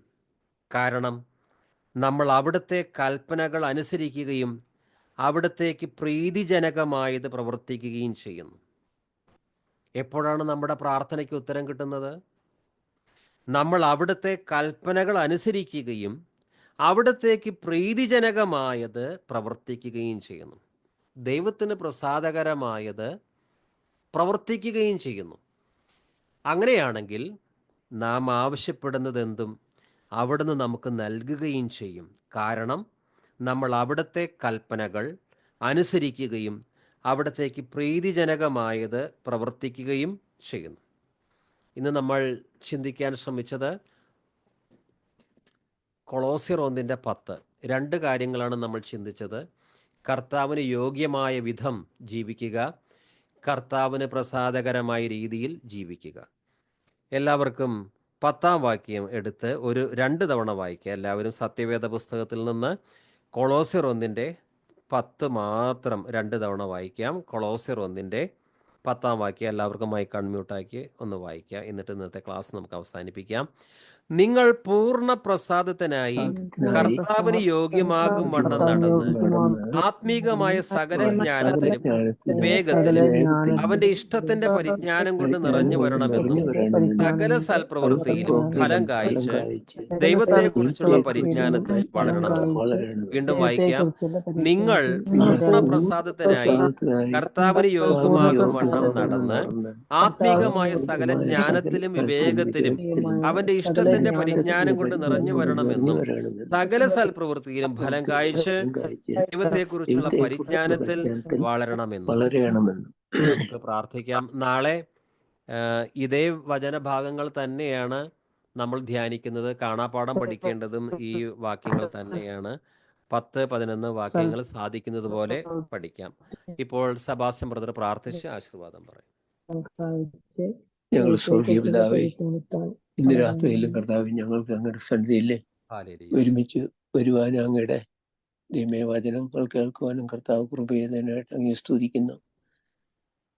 ദൈവം ഞങ്ങളുടെ ഹൃദയത്തിൽ ഞങ്ങൾ സ്വീകരിച്ച ഞങ്ങളുടെ കർത്താവിനെ അനുസരിച്ച് നടക്കുന്ന കർത്താവിന് യോഗ്യമാകും വണ്ണം ഞങ്ങളുടെ ജീവിതത്തിലെ എല്ലാ നടപ്പിലും വിശുദ്ധിയിൽ നടക്കുവാനായിട്ട് കർത്താവിനെ പ്രസാദിപ്പിക്കുന്ന കുഞ്ഞുങ്ങളായിട്ട് ഞങ്ങളുടെ കർത്താവ് ഈ ലോകത്തിലായിരുന്നപ്പോൾ പിതാവിനെ എപ്പോഴും പ്രസാദിപ്പിച്ച് നടന്നതുപോലെ ഞങ്ങളും ദൈവത്തെ പ്രസാദിപ്പിച്ച് നടക്കുവാനായിട്ട് ദൈവമേ കർത്താവിൽ നിന്ന് കേട്ട പ്രബോധനങ്ങൾ ഞങ്ങളുടെ ജീവിതത്തിൽ ആചരിക്കുവാനായിട്ട് പുറത്തുള്ളവരോട് വിവേകത്തോടു കൂടി ഇടപെടുവാനായിട്ട് അങ്ങനെ അനേകരെ ദൈവമേ ഞങ്ങളുടെ വിശുദ്ധ ജീവിതം വഴി ഞങ്ങളുടെ ജീവിതത്തിലെ ഐശ്വര്യം കണ്ട് അനേകരെ ക്രിസ്തുവിലേക്ക് ആകർഷിക്കുവാനായിട്ട് അങ്ങ് ഞങ്ങളെ ഏൽപ്പിച്ച ആ മാതൃക ഞങ്ങളുടെ ജീവിതത്തിൽ വന്ന് അനേകം ദൈവിക സന്തോഷത്തിലേക്കും ദൈവിക സമാധാനത്തിലേക്കും വരുവാനായിട്ട് ഞങ്ങളെ എല്ലാവരെയും കർത്താവ് ഉപയോഗിക്കുമാറാണെന്ന് പ്രാർത്ഥിക്കുന്നു. ദൈവമേ വചനം പ്രബോധിപ്പാനായിട്ട് കർത്താവിൻ്റെ ദാസനെ ബലപ്പെടുത്തിയത് ഓർത്ത് അങ്ങേ സ്തുതിക്കുന്നു. കേൾക്കുന്ന ഞങ്ങളെല്ലാവരും കർത്താവിൻ്റെ ഇഷ്ടത്തിൽ വളരുവാൻ കർത്താവ് സഹായിക്കണമേ. ഒരു അനുഗ്രഹം വിഷയമായിട്ട് ഞങ്ങളായിരിക്കുന്ന കമ്മ്യൂണിറ്റിയിൽ മറ്റുള്ളവർക്ക് ഒരു ആശ്വാസമാകുവാനായിട്ട് കർത്താവ് ഞങ്ങളെ സഹായിക്കണമേ. അങ്ങയുടെ നാമം ദൈവമേ വിശദീകരിക്കപ്പെടുമാറാണെന്ന് യേശു കർത്താവിന്റെ നാമത്തിൽ പ്രാർത്ഥിക്കുന്നു. ദയവോടെ കേൾക്കണം പിതാവേ. ആമേൻ. പിതാവായ ദൈവത്തിന്റെ സ്നേഹവും പുത്രനായ യേശു കർത്താവിന്റെ കൃപയും പരിശുദ്ധാത്മാവിന്റെ കൂട്ടായ്മയും സകല വിശുദ്ധരോട് ഇരിക്കുമാറാകട്ടെ. നമ്മുടെ കർത്താവായ യേശു ക്രിസ്തു മുഖാന്തരം നമുക്ക് ജയം തന്ന ദൈവത്തിന് മഹത്വം. Hallelujah, hallelujah, hallelujah. ആമേൻ. കർത്താവേ വരണമേ. കർത്താവ് നമ്മളെല്ലാവരും അനുഗ്രഹിക്കുമാറാകട്ടെ. പ്രോസസ്സർക്ക് വാക്യങ്ങൾ പഠിക്കാനായിട്ട് സമയം കിട്ടുന്നതൊന്നും അറിയില്ല. സാധിക്കുന്ന പോലെ പഠിക്കും.